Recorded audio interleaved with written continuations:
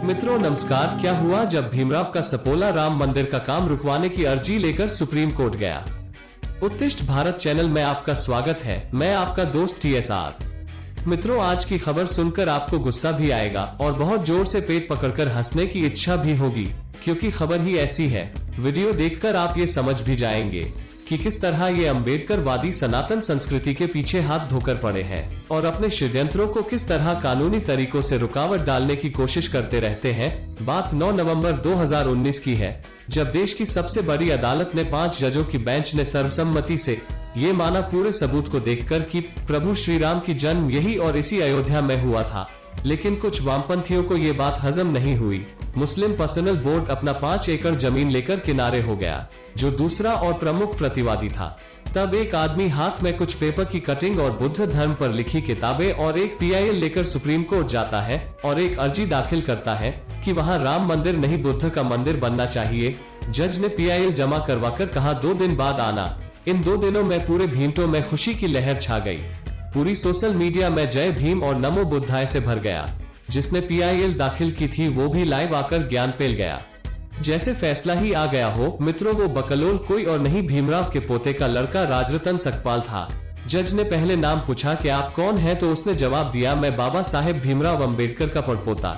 जज ने कहा मैं आपसे आपकी पहचान नहीं पूछी, आपका नाम बताओ। धीमे स्वर में अपना नाम बताया। जज ने कहा आपको मालूम है ये केस किस बात का चल रहा है? उसने कहा राम जन्मभूमि का। क्या यहाँ बुद्ध का भी जन्म हुआ था? उसने कहा नहीं। तो फिर ये PIL किस लिए? उसने तपाक से बोला ये खुदाई में कुछ बुद्ध की मूर्ति निकली थी और बौद्ध मतानुसार ये साकेत नगर है।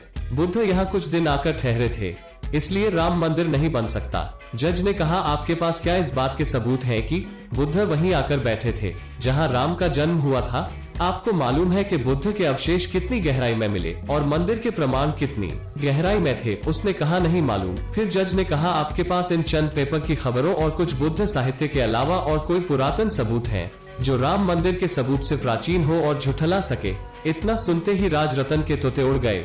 उसने फिर तपाक से बोला कि मैं भीमराव अम्बेडकर का पड़पोता हूँ, जिन्होंने संविधान लिखा है। इतना सुनते ही जज ने फटकार मारते हुए बोला आप भीमराव के पड़पोते हो तो अदालत के काम करने का तरीका नहीं बदल जाएगा, और अगर आप भीमराव के पड़पोते हो तो इसमें तुम्हारी क्या खासियत है? मित्रों ये वही राजरतन है जो दलित बस्तियों में जाकर दलित को बौद्ध धर्मांतरण करवाता है और भीमराव की वही 22 प्रतिज्ञा लेकर सनातन धर्म के प्रति आज भी जहर फैला रहा है। मित्रों भीमराव की 22 प्रतिज्ञा के बारे में जानना चाहते हैं तो आई बटन पर क्लिक करिए, आपको पूरा माजरा समझ आ जाएगा। जज ने फिर पूछा आपके पास इनके अलावा और कोई सबूत है? उसने कहा नहीं। जज ने कहा जाओ वो किनारे जाकर मुर्गा बन जाओ 1 घंटा। मुर्गा बने रहने के बाद जज ने बुलाया और कहा जे बेवकूफी और पागलपन वही भीमटों के बीच जाकर किया करो जो तुम्हारी बात मान लेते हैं। ये कोई दलितों की सभा नहीं जो तुमको अम्बेडकर का वंशज मानकर सब पूजने लगे। इतना कहकर 2 लाख का जुर्माना ठोककर कहा ये सुप्रीम कोर्ट है, दलित की चुनावी सभा नहीं जो तुम जो कहोगे सब सच मान जाएंगे। यहाँ फैसला सबूतों पर होता है। मित्रों आज के बाद कोई भीमटा आपसे राम मंदिर पर सबूत मांगे तो ये किस्सा सुना देना। दोस्तों विषय पसंद आया हो तो वीडियो को लाइक और शेयर करो और हाँ सब्सक्राइब करना न भूलना। हर हर महादेव। गर्व से कहो हम सब सनातनी हैं।